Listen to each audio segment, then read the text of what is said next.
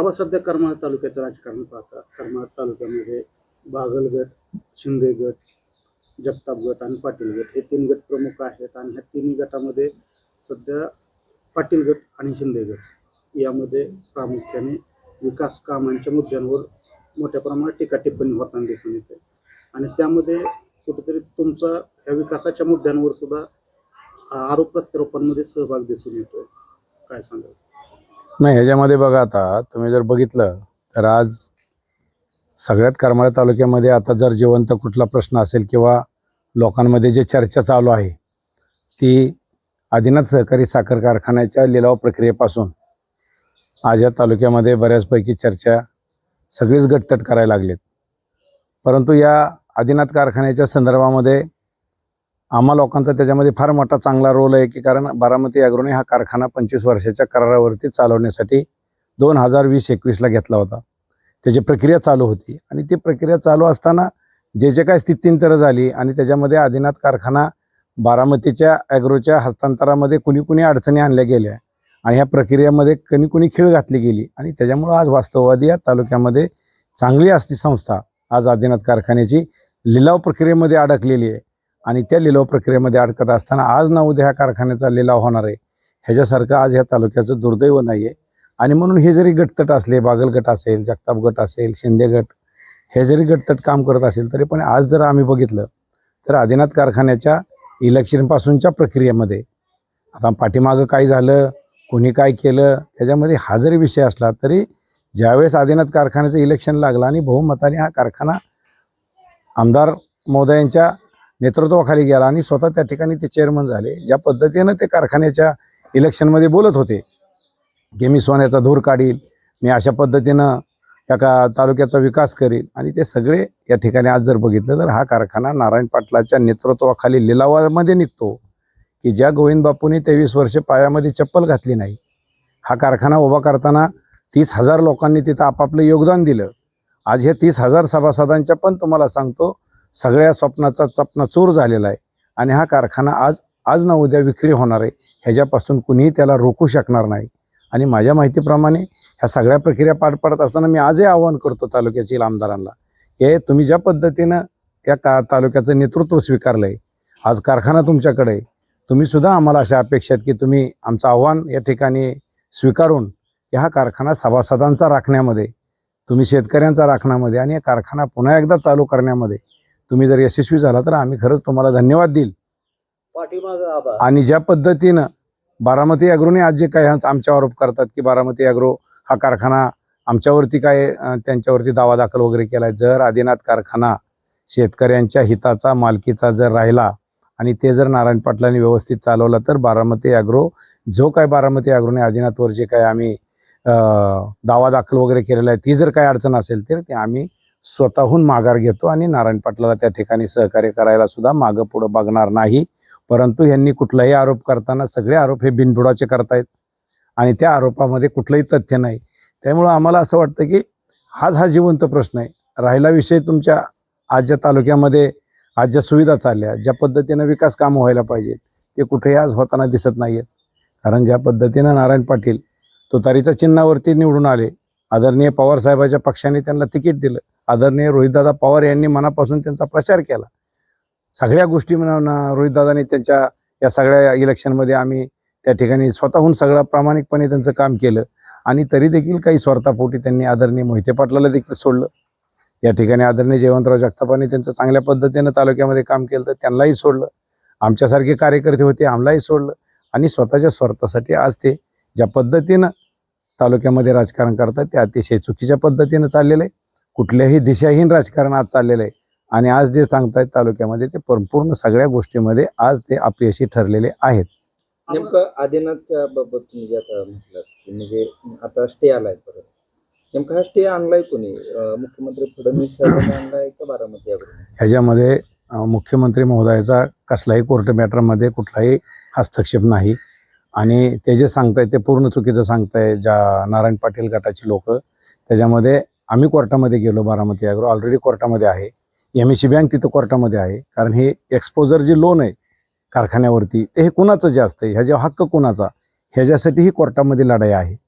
NCDC बँकेने हा प्रक्रिया लिलाव काढलेली आहे, पण त्याच्यामध्ये जे लीड बँक आहे ती लीड बँक MSC बँक आहे. MSC बँकेचा पण अधिकार त्या कारखान्यावरती तेवढाच आहे. म्हणून MSC बँकेने त्याच्यामध्ये कोर्टामध्ये DRT मध्ये आले आणि बारामती ॲग्रो तर ऑलरेडी कोर्टामध्ये आहे. आमच्या या सगळ्या प्रयत्नाला ते तात्पुरतं यश आलेलं आहे. म्हणून 16 तारखेपर्यंत हा तात्पुरता स्टे कोर्टाने दिलेला आहे, पण भविष्यामध्ये तो स्टे कायम राहील असं मला वाटत नाही. आपण खरं तर आदिनाथ कारखाना हा आमदार नारायणआबा पाटील यांच्या गटाकडे येण्याआधी बागल यांच्याकडे होता.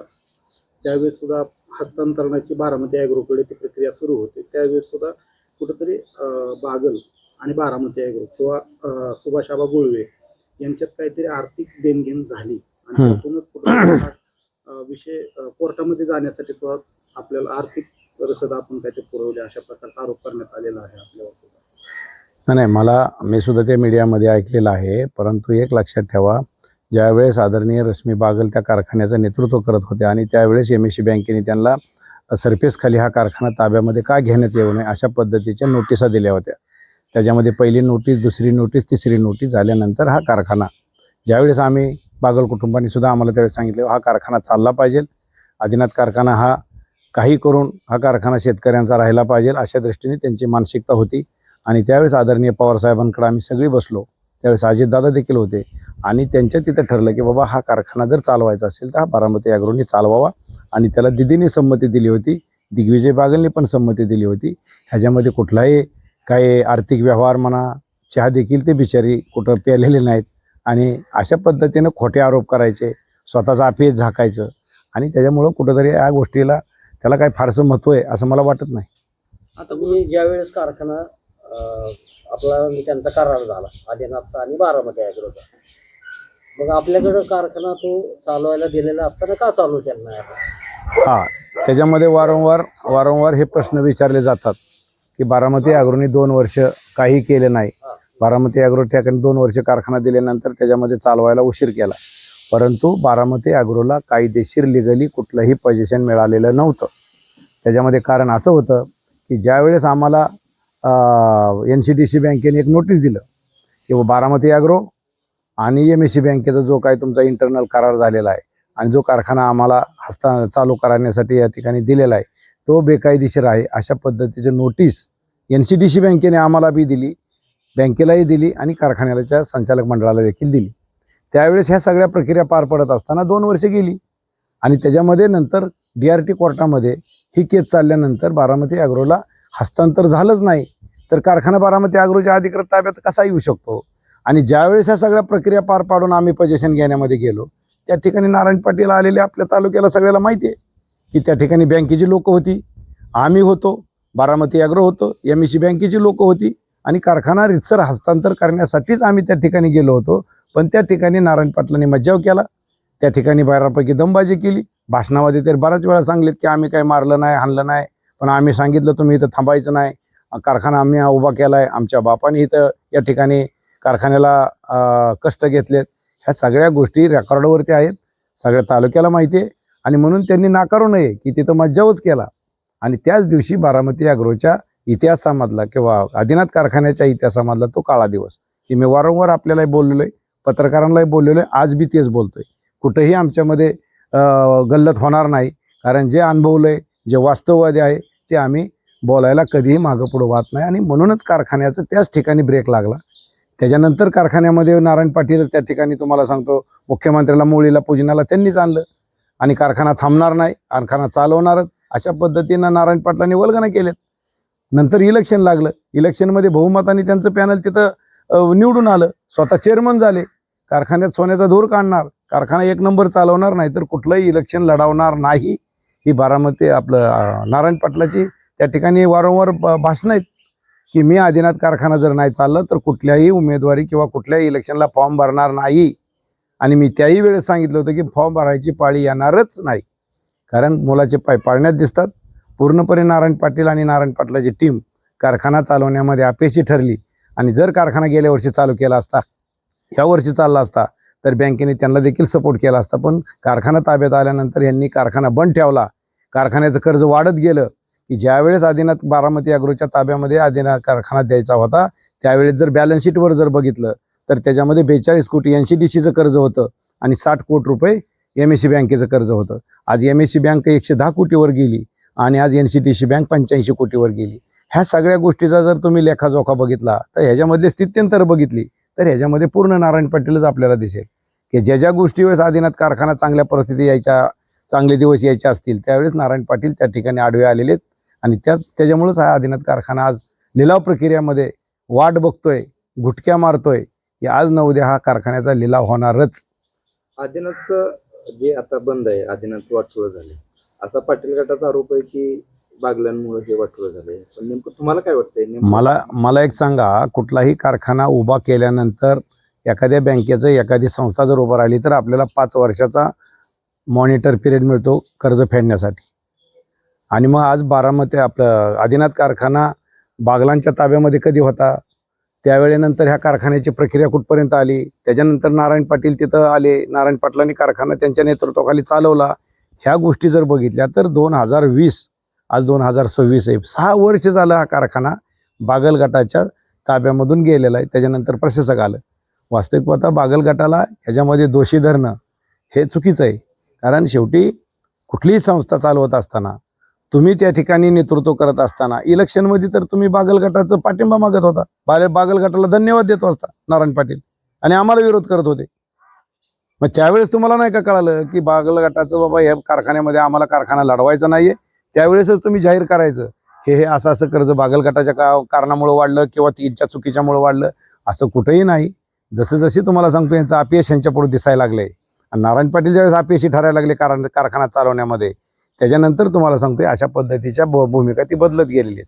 वास्तविक पाहता त्यांनी तालुक्याला एक अजेंडा द्यायला पाहिजे, सभासदांना अजेंडा द्यायला पाहिजे की आम्ही आदिनाथ कारखान्यामध्ये अशा पद्धतीचं आर्थिक नियोजन केलेलं आहे, अशा पद्धतीनं आम्हाला तिथं फायनान्स उपलब्ध होणार आहे, आम्ही ह्या पद्धतीनं वाहनं भरणार आहे, ह्या पद्धतीनं कारखाना चालू करणार आहे, अशा पद्धतीनं आम्ही शेतकऱ्यांमध्ये नोंदी घेतलेल्या आहेत. असं कुठेही नाही. हे नुसतं सांगता आम्ही चालू करणार आहे असं नाही. हे काय गुऱ्हाळ नाही साहेब, 1 दिवसामध्ये लगेच चालू करायचं, त्याला ऊस उपलब्धता अजिबात नाही. वाहनवाल्यामध्ये तुम्हाला सांगतो जावं लागेल, आत्तापासून करार चालू करायला पाहिजेत, आत्तापासून शेतकऱ्यांच्या नोंदी घेतल्या पाहिजेत, कारखान्यामध्ये किती ऊस आपल्याकडे अवेलेबल आहे तो बघितला पाहिजे, कारखान्याचं मेंटेनन्स कशा पद्धतीनं चाललाय ते बघितलं पाहिजे. हे नुसतं सांगतात की कारखाना चालू होणार आहे, कारखाना असा झोपीत चालू होणार नाही. आणि यांना कुठलंही तुम्हाला सांगतो निवेदन नाही, कुठलाही यांच्याकडे अभ्यास नाही. उगं काहीतरी ह्या तालुक्यामध्ये दुर्दैव आहे की अशा पद्धतीनं वल्गना करतो आपण ते ऐकून घेतोय. आबा ह्याच्या सगळ्यात जर महत्वाचं पाहिलं तर पाटील गटाचे प्रवक्ते सुनील तळेकर हे अतिशय जहरी शब्दात टीका करताना दिसत आहेत. आदिनाथबाबत ते प्रचंड मोठ्या प्रमाणात भूमिका मांडतात. नेमकं त्यांची भूमिका, त्यांचे मतं तुम्ही पाहिली असतील मीडियामध्ये आलेली, नेमकं त्याच्याबाबत काय तुम्ही त्यांना विचारता? आता सुनील तळेकर म्हणजे मला एक सांगा, आपल्याला पगार किती, आपण बोलतोय किती, आपली लायकी काय, अशा पद्धतीनं सुनील तळेकरची वक्तव्य आहेत. आज ज्या ठिकाणी मी बघितलं तुम्ही त्यांची मुलाखत घेत होता, संचालक मंडळ त्या ठिकाणी बसले होते, ज्या 30,000 सभासदांनी यांना मतदान केलंय ते 4 सदस्य संचालक तिथं होते. सुनील तळेकर हा प्रवक्ता बी म्हणतायत, कोण म्हणतो तो अनाउन्सिंग बी प्रचाराचं करतो, कोण म्हणतो सूत्रसंचालन बी करतो, कोण म्हणतो तो क्लार्कचं काम करतो. मला वाटतं असल्या भंकस लोकांच्या वरती आपण फार लक्ष देऊ नये, यांच्या वक्तव्याकडे लक्ष देऊ नये. आणि भविष्यामध्ये मला तर वाटतं सुनील तळेकर एवढं काय विश्लेषण करतोय की तालुक्याचा अख्खा अभ्यासच त्याच्याकडे. आणि असली लोक जर विश्लेषण करायला लागली तर भविष्यात मला वाटतं सुनील तळेकरचाच फॉर्म भरतात कोण विधानसभेला नारायण आबा. उद्याच्याला नारायण पाटलाच्या ड्रायव्हरनी सुद्धा अशी पत्रकार परिषद घेतली तर तुम्हाला आश्चर्य वाटायला नको. इतकी वाईट अवस्था या तालुक्याची. असली मूर्ख लोक बोलत आहेत, ज्याची लायकी नाही, ज्याची क्षमता नाही, जे पायातली चप्पल पायात ठेवावी. नारायण पाटलालाच कळना की कुणाला किती महत्त्व द्यावं आणि आपण ते निमूटपणाने तालुक्यातली लोक ऐकतोय. ह्याच्यासारखं दुर्दैव नाही. अशा मूर्ख लोकांनी पत्रकार परिषद घेणं म्हणजे मूर्खाचं आहे. सुनील तळेकरला आमचा जाहीर सवाल आहे की तुझ्या लायकीप्रमाणे तू राहा. आपण कुठेतरी कागद गोळा करत भरायचा आमदारच्या पाठीमागं का पत्रकार परिषदा घ्यायच्या? काय अक्कल आहे त्या सुनील तळेकरला? त्याच्यामुळे त्याच्यावर आम्हाला बोलण्या इतपत त्याचं काही महत्त्व आम्ही घेत नाही. त्याला काय बराळायचं ते बोलू द्या. आता खरं तर आदिनाथ कारखान्याचा विषय इथपर्यंत आला, त्यानंतर डिक्सळ पुलाच्या संदर्भात सुद्धा मोठ्या प्रमाणात टीका होताना दिसून आली. त्यामध्ये सुद्धा कुठंतरी संजय मामा शिंदे यांनी डिक्सळ पुलासाठी प्रयत्न केले. त्यावेळेस सुद्धा करोडो रुपयांचा निधी डिक्सळ पूल असेल किंवा म्हणजे इतर काय असे जे पूल आहेत त्या ठिकाणी मंजूर केले रकमा. त्यानंतर कुठेतरी आता तो पूल म्हणजे मामांच्या कार्यकाळामध्ये पूर्णत्वास आला नाही, परंतु आता कुठेतरी कामकाज जे आहे ते आमदार नारायणबा पाटील यांच्या कार्यकाळामध्ये सुरू झालेलं आहे. याच्यावरून सुद्धा टीका होताना दिसून येत आहे. काय सांगा? मला एक सांगा, त्या ठिकाणी तुम्ही सुद्धा पाहिलं. मी आहे, माझ्या गावाच्या जवळचा तो पूल आहे. शिवाय त्या पुलामध्ये कुणाचं योगदान आहे हे अख्ख्या जिल्ह्याला माहिती, महाराष्ट्राला माहिती. आदरणीय पवार अजितदादा पवार अर्थमंत्री होते त्यावेळेचा त्यावेळेचा पत्रव्यवहार, त्यावेळेचा पाठपुरावा, त्यावेळेच्या मंजुऱ्या ह्या सगळ्या आहेत. कुणी काय बोलतंय ह्याच्यापेक्षा त्या कागदावरल्या मंजुऱ्या तर खोटं बोलत नाहीत. 55 कोटीचं त्याच्यामध्ये सप्लिमेंटरी बजेटमध्ये मामाने ती खास बाब म्हणून अजितदादाकडनं तो पूल मंजूर करून घेतला, त्याला प्रमा दिली, त्याला आर्थिक नियोजन केलं, वर्क ऑर्डर झाली, काम चालू झालं.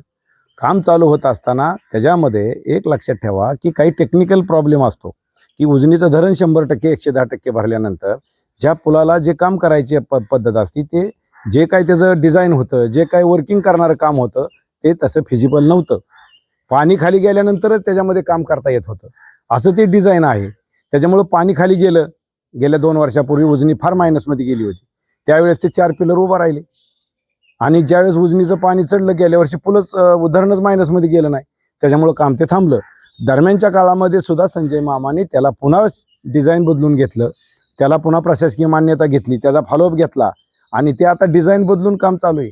जे 4 पिलर आहेत तेवढंच पिलर तुम्हाला सांगतो हे पहिल्या ह्याच्यामध्ये आहेत आणि जे राहिलेले आता 6 पिलर उभा राहणार आहेत हे पाण्यामध्ये सुद्धा ते काम चालू राहणार आहे की जे कुगाव आणि सिरसवडीचा जो पूल ज्या टेक्निकलवरती चालू आहे तशाच पद्धतीने ह्या पुलाचं काम आता थांबणार नाही. त्याचं सगळं श्रेय आमदार संजय मामा शिंदे यांनाच जातं, कारण संजय मामांनीच सगळा पाठपुरावा केलेला आहे आणि संजय मामांनी त्याच्यामध्ये बाकीच्यांना बोलायचा नैतिक अधिकार नाही. नारायण पाटलांनी साधी मिटिंग सुद्धा पुलाच्या बाबतीमध्ये लावली नाही. काय पाठपुरावा केला? ज्या वेळेस उजनीचा पूल पाणी चढल्यानंतर खचला होता, हेच आमदार मोदय तिथं आले पाणी करायला आल्यानंतर तिथं काय अधिकारी पण होते.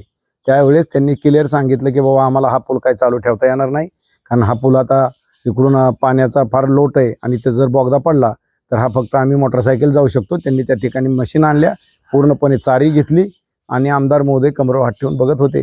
चारी खांदली, पूल बंद केला आणि मासे निघून गेले. मला बऱ्याच लोकांचे फोन आले.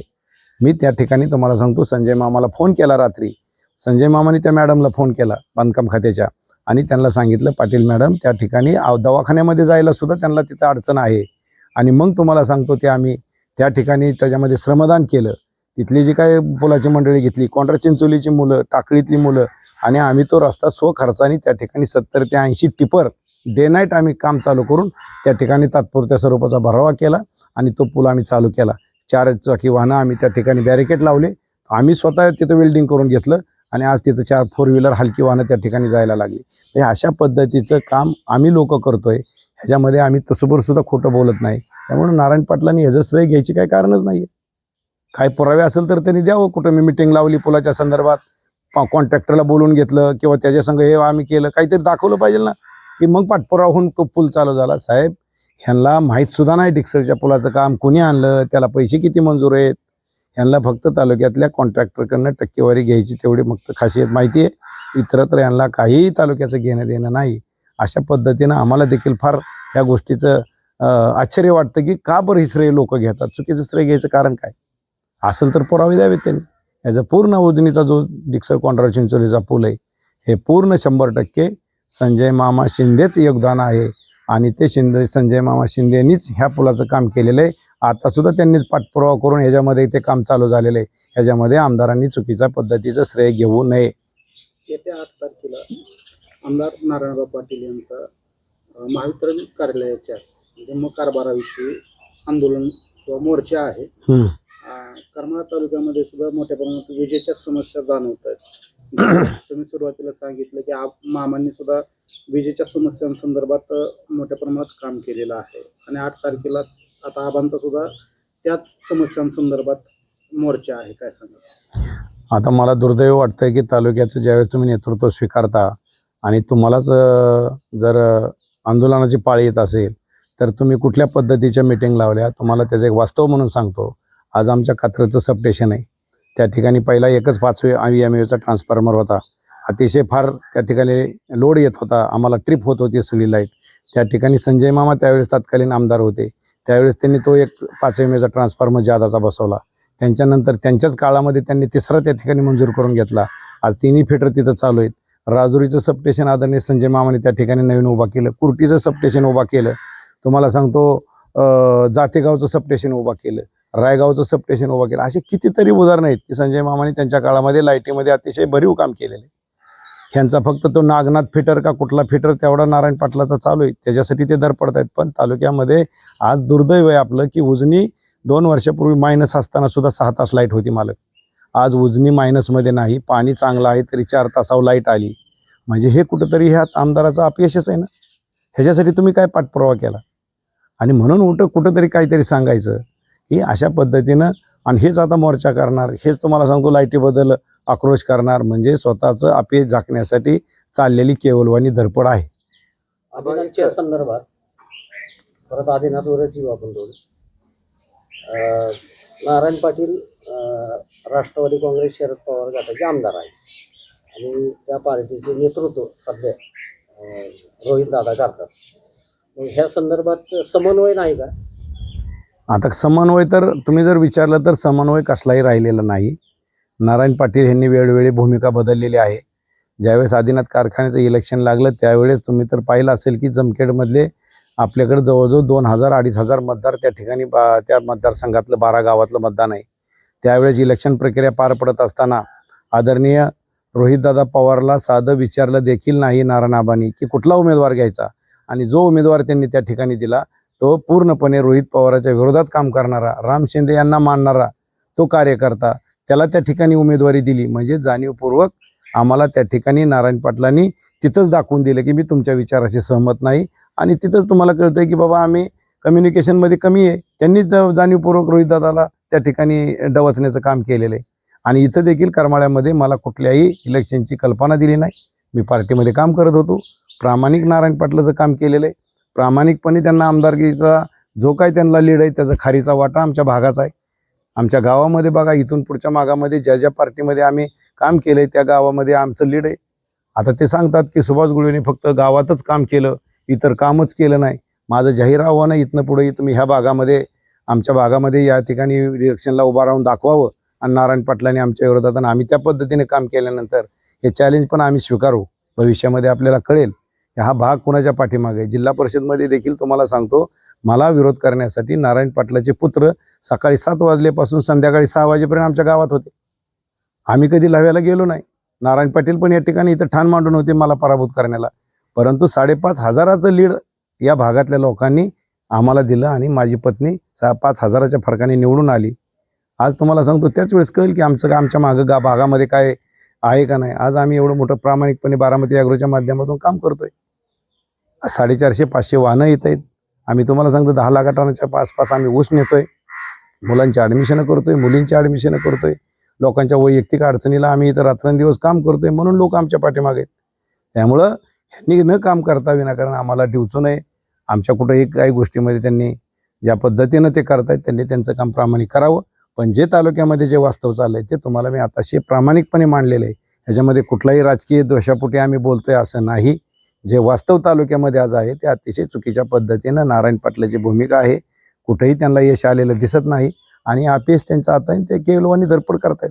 त्यामुळे सपशेल तालुका आपला फार विकासाच्या बाबतीमध्ये अतिशय मागे गेलेला आहे. एक आदिनाथच्या संदर्भातला एक शेवटचा प्रश्न. आदिनाथचं नेमकं पुढे भवितव्य काय? मी काय भवितव्य किंवा मोठा भविष्यकार नाही, परंतु कारखान्यामध्ये गेली 2001 पासून मी कॉपरेटिव्ह कारखाना असेल प्रायव्हेट कारखान्यामध्ये काम करतोय. 26 वर्षाच्या अनुभवामध्ये सांगतो, आदिनाथ कारखान्यामध्ये अतिशय चांगल्या पद्धतीचं काम करावं लागेल. आज जी प्रक्रिया आहे नारायण पाटलांनी ही थांबवावी. जी काही लिलाव प्रक्रिया चाललेली नारायण पाटलांनी स्वतःचं वेटेज वापरावं. आज ते लोकप्रतिनिधी आहेत, त्या ठिकाणी त्यांनी ज्या ज्या पद्धतीनं आहेत, आमदार असतील, मुख्यमंत्री असतील, अर्थमंत्री असतील किंवा बँकेचे चेअरमन असतील, त्यांना भेटावं. हा कारखाना सभासदांचाच ठेवावा. जे काही लागणारं सहकार्य आम्ही करू, अन्यथा हा कारखाना कुणीही वाचवू शकणार नाही. ह्या कारखाना लिलावामध्ये जाईल. कोण घेणार आहे, कोणाची पार्टी तिथे सगळं आम्हाला माहिती आहे, पण आज मी मीडिया पुढे बोलत नाही आहे. परंतु तिथं कोण मालक आहे, ह्यांच्या काय तडजोडी चालू आहेत, ह्यांच्या ह्याच्यामध्ये काय डील चालू आहेत, हे सगळं वास्तव तुम्हाला समोर येईल. गेल्या मुलाखतीमध्ये मी पण खडसर अशी मुलाखत दिलेली आहे, त्याच्यामध्ये मी माझा आरोप केलेला आहे. तो आरोप माझा आज कवायना तुम्हाला आरोप वाटत असेल, भविष्यात तो खराही ठरेल. त्यामुळं एक 16 तारखेनंतर जे काय प्रक्रिया आहे ती तुम्हाला कळेल, काय होणार आहे, कोण लिलाव घेणार आहे आणि आदिनाथचं भविष्य किंवा भवितव्य त्यानंतर ठरणार आहे. आदिनाथ जर बारामती ॲग्रोला तर द्यायचं ठरलं तर परत तुम्ही चालवताल का? निश्चितपणे तुम्हाला शब्द देतो की जर आदिनाथ कारखाना जर उद्याच्याला हा जर नारायण पाटील यशस्वी झाले कारखाना वाचवण्यामध्ये आणि सभासदांच्या मालकीचा ठेवण्यामध्ये, तर ज्यावेळेस ती काही मदत लागेल, ज्यावेळेस आर्थिक लागेल, काही बाकीची लागेल, ती 100% आम्ही द्यायला तयार आहे. आजही सांगतो आदिनाथ कारखाना सक्षमपणे चालवण्याला बारामती ॲग्रो केव्हाही तयार आहे. आबा, खरं तर आता रावगाव सबस्टेशनचा जर विषय पाहिला तर त्या ठिकाणी रावगाव सबस्टेशन हे मामांच्या कार्यकाळात मंजूर झाला असं आपण हे आता सांगितलं. त्यानंतर आता कुठंतरी त्याचं उद्घाटन, सकाळचं जे उद्घाटन आहे ते आमदार नारायणबा पाटील यांच्या हस्ते झाले आणि त्यानंतर संध्याकाळच्या वेळेसचं जे उद्घाटन आहे ते माजी आमदार संजय मामा शिंदे यांच्या हस्ते झालं. यामध्ये खरं तर आबांनी त्यांच्या ह्याच्यातून जे प्रसिद्धी पत्रकाच्या माध्यमातून त्यांनी सांगितलं की 5 वर्ष नेमकं आमदार महोदयांनी किंवा इतरांनी काय नेमकं झोपा काढल्या का की त्यांच्या कार्यकाळामध्ये हे मंजूर नाही झालं. ज्यावेळेस आम्ही याच्यासाठी पाठपुरावा केला त्यावेळेस ह्या सगळ्या गोष्टी झाल्या. मला एक सांगा, कुठल्या बी एखादी मंजुरी घ्यायची किंवा एखादा सबस्टेशन असेल किंवा एखादा काही प्रोजेक्ट उभा करायचा असेल तर त्याला प्रशासकीय मान्यतापासून, जागेपासून, त्याचे हस्तांतर, त्याच्या मंजुऱ्या, त्याच्या सगळ्या गोष्टी, वर्क ऑर्डर, ह्या गोष्टीला कमीत कमी साहेब 2-3 वर्ष जातात. आणि हे गेल्यानंतर ते काम उभं राहतं. उभा राहिल्यानंतर ह्या इलेक्शन प्रक्रिया होतात. त्याच्यामध्ये नारायण पाटील आमदार झाले, संजय मामा पराभूत झाले. पण त्याचा जर कुणी बाळ जोपासलं, लग्न कसं झालं, आता त्या सगळ्या गोष्टी जर बघितल्या तर ह्या तुम्ही बघा, ह्याच्या प्रशासकीय मान्यता बघा, मंजुऱ्या बघा, सगळा पुरावा संजय मामापाशी आहे. आणि लोक असंच काही मुद्दाम संजय मामाला तिथं कुणाच्या तरी विरोधात नेत आहेत असं नाही.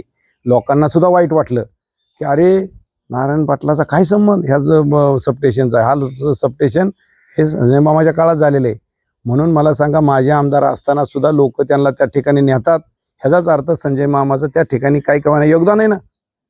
आमदार महोदय तर आज तालुक्याचे ते कुठल्याही उद्घाटनाला ते जाऊ शकतात, पक्ष नसतो त्यांना. आज जर मुख्यमंत्र्याचं जर एखादा इथं उद्घाटन असेल तर पहिल्यांदा त्या तिथल्या स्थानिक आमदारांना घ्यावं लागतं. आता हेच प्रोटोकॉल नारायण पाटलांनी नाही पाळत. माझ्याच गावातलं झेडपीतलं काम आहे, माझी मिसेस झेडपी सदस्य आहे आणि नारायण पाटील या ठिकाणी उद्घाटन करून गेले. त्यांचं काम होतं की तिथल्या सदस्य महोदय कोण आहेत त्यांना त्या ठिकाणी प्रोटोकॉलप्रमाणे बोलवलं पाहिजे. पण मी त्याचा लेखाजोखानंतर 100% घेईल. माझ्याच गावामध्ये जिल्हा परिषदचं काम आहे, तुम्ही आजही टाका. तिथं सिमेंट काँक्रिटिंग रोड आहे, त्याच्यावरती जिल्हा परिषदचं नाव आहे. तिथं कुठं नारायण पाटलाच्या फंडातनं वगैरे कुठं आहे का? झेडपीचं नाव आहे, माझी मिसेस झेडपी सदस्य आहे. तरीसुद्धा नारायण पाटलाला एखादं उद्घाटन करायचं म्हणलं की अतिशय हाव वाटते, कारण त्यांनी केलेलंच नसतं. आयतं श्रेय घ्यायचं आणि कुठंतरी काहीतरी बखळायचं, अशा पद्धतीने तालुक्याचा विकास होत नाही आहे. त्यामुळे संजय मामा कुठेही चुकीचं श्रेय घेत नाही आहे. तुम्हाला खात्रीला एक सांगतो, एखादी गोष्ट जर नारायण पाटलांनी मंजूर केली असेल तर संजय मामा कधीही त्याच्यावर दावा करणार नाही. त्यांनी स्वयंघोषीने त्या ठिकाणी उद्घाटन करावं, भूमिपूजन करावं. ज्यांनी पेरलंय त्याचा खायचा अधिकार आहे. आज राजुरीचं सबस्टेशन बघा, आमदार महोदयांनी त्या ठिकाणी त्या ठिकाणी अधिकाऱ्यांना दम दिला होता, पण अख्खं गाव त्या ठिकाणी कार्यक्रमाला होतं. मीही होतो. मी जाहीर सांगितलं होतं की नारायण पाटलांनी सुद्धा एखादा प्रोजेक्ट उभा करावा, शानदार तिथं भूमिपूजन उद्घाटन करावं, मुख्यमंत्री आणावा, काहीच अडचण नाही आहे. पण तुम्ही मामांनी या कामाचं श्रेय जर तुम्ही घेत असाल आणि तुम्ही पुन्हा म्हणता की संजय मामांनी काय केलं, संजय मामांनी काय केलं ह्याचा लेखाजोखा तुम्ही बसा आणि प्रत्येक डिपार्टमेंट वाईज तुम्ही त्याचा आढावा घ्या. आरोग्याचं बघा, रस्त्याचं बघा, पुलाचं बघा, तुमच्याकडे सांगा ना काय भरीव काम केलं. काहीच नाही आहे. दहेगाव योजना तुम्हाला सांगतो मामाच्या काळामध्ये अतिशय व्यवस्थित चालली होती. त्याचा मेंटेनन्स बघा, त्याची पाण्याची देण्याची पद्धत बघा, तिथलं नियोजन बघा. आज काय काहीच नाही साहेब. म्हणजे संजय मामासारखा नियोजनबद्ध माणूस, जीवनबद्ध आमदार ह्या तालुक्याला खरंच आमचं भाग्य होतं की मामासारखा माणूसच तुम्हाला सांगतो या तालुक्यामध्ये आमदार पाहिजे. आपल्या धर्मपत्नी वनिता गुळवे यांनी म्हणजे प्रसिद्धी माध्यमांना जी बातमी दिली होती त्यामध्ये मामांच्या कार्यकर्तृत्वाचा जो तराजू आहे तो कधीही मोठा राहील अशा प्रकारे सांगितलं होतं. परंतु त्यावर जी प्रतिक्रिया आली होती की तुम्ही मामांच्याच ह्याच्यात तराजूमध्ये झुकतं माप टाकू नका, कारण की कामाच्या पातळीवर जर पाहिलं तर आबांचं सुद्धा त्या ठिकाणी काय कमी काम नाही, त्यांनी लेखी पुरावे द्यावेत ना साहेब. आज माझी मंडळी झेडपी सदस्य आहे, आम्ही पण एकत्र त्या ठिकाणी आम्ही चर्चा करत असताना घरगुती सुद्धा बोलत असतो. आज माझ्याच गावामध्ये संजय मामाने कमीत कमी 1.5 ते 2 कोटीची कामं केलेली. त्याची उद्घाटनाचा कार्यक्रम पण मी घेतला होता. मामा त्या ठिकाणी आले होते.